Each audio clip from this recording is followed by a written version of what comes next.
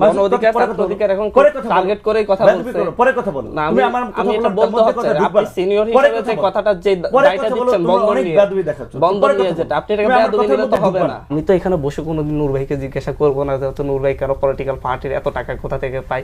ভাইয়ের হোটেল, ভাইও তো আজকে একটা ভালো হোটেলে আজকে ইফতারি আয়োজন করছে, প্রশ্ন উঠছে মানে হচ্ছে। কিন্তু সেই জায়গা থেকে বলতে গেলে যে অভ্যুত্থান পরবর্তী সময়ে ওই কিছু অন্য ছোট ছোট পার্টির চাইতে এই অভ্যুত্থান পরবর্তী এই পার্টির প্রতি মানুষের আকাঙ্ক্ষা অনেক বেশি, মানুষ এই পার্টিতে আরো বেশি দিতে চায়। তারপরে কেন কোশ্চেনগুলো করতে হবে?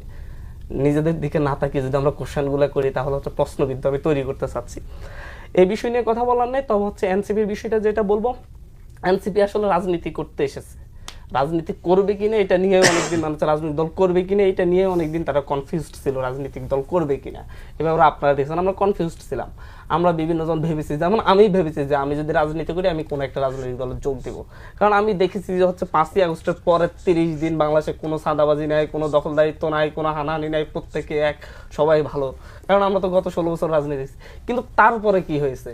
তারপরে 6 মাস 5 মাস আমরা দেখতে দেখতে মনে হলো যে হচ্ছে আসলে যে গতানুগতিক রাজনৈতিক ব্যবস্থা আছে, এই ব্যবস্থা যে রাজনৈতিক দলগুলো আছে এগুলোর সাথে আমার রাজনীতিটা হয়তো যাচ্ছে না। বাংলাদেশে এখন সবচেয়ে জনপ্রিয় নেত্রী, সবচেয়ে জনপ্রিয় ব্যক্তিত্ব বেগম খালেদা জিয়া, এই ব্যাপারে কারো কোনো সন্দেহ নেই। এমন হচ্ছে নির্বাচন হলে হয়তো বিএনপি ক্ষমতায় আসতেছে, তাও সন্দেহ নেই। তারপরে কেন আমরা নতুন রাজনৈতিক দলের দিকে আগাচ্ছি? কেন আমি নিজের সিট করার জন্য কেন বিএনপিতে গিয়ে যোগ দিয়ে আমি কেন নিজের সিটটাকে সিকিউর করলাম না?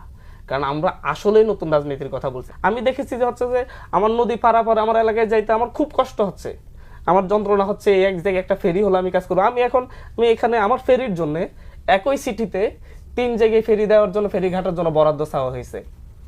হাতিয়া থেকে হাতিয়ার জন্য একটা ফেরি, সন্দ্বীপের জন্য একটা ফেরি, ভোলার জন্য একটা ফেরি। সন্দ্বীপের ফেরির ঘাটের কাজ হয়ে গেছে, ইয়ার কাজ হয়েছে। আমি দৌড়াই আমি এখন হাতিয়ার ফেরির কাজ নিতে পারি নাই। আমি অভ্যুত্থানের নেতা ছিলাম, অভ্যুত্থানে আমার এত ভালো অংশ ছিল। আমরা যাই এখন হচ্ছে উপদেষ্টাদের লাইন পাই না। আমার অঞ্চলের মানুষজন এখন কি পরিমাণ কাজ কষ্ট করে আপনি ইউ ক্যান্ট ইমাজিন। বাদ দেখা যায় যে হচ্ছে এই কষ্টগুলো কিন্তু আমাদের আছে, এটা নিয়ে আমরা কিন্তু নেক্সট বার যখন করবো তখন কিন্তু আর কিন্তু মুরব্বীদের এত ক্ষমতা ছেড়ে দেওয়া হবে না। 16 বছরের ফ্যাসিবাদের আমলে অনেকে যেমন দরবেশের তকমা পেয়েছে, এই রকমের দরবেশের তকমাও পেয়ে গেছে নতুন পার্টির নেতাও 400 কোটি টাকা এনসিটিভির বই কেলেঙ্কারির ঘটনায়। এখানে এই দল গঠনের আগেই, দল গঠন তো নিশ্চয়ই তারা একটা মনস্থির করেছে দল গঠন করবে, এগুলো ইমোশনাল কথাবার্তা বলে লাভ নেই। এখন সরকারের একই সংগঠনের তারা বা একই জায়গা থেকে নেতৃত্ব দিয়েছে, কেউ সরকারে আছে, তার বাবা ঘোষণা দিচ্ছে যে সে ইলেকশন করবে, আবার তাদের একজন সহকর্মী মূল দায়িত্বে এসেছে, পদত্যাগ করে এসেছে।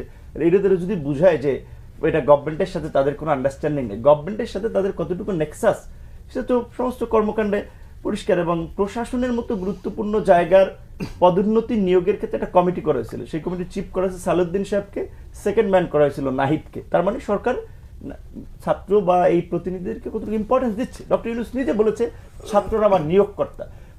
প্রধান উপদেষ্টা যদি এটা বলে যে ছাত্ররাই আমার চাকরিদাতা, বাকি উপদেষ্টারা কি তাদের সেবা করবে না?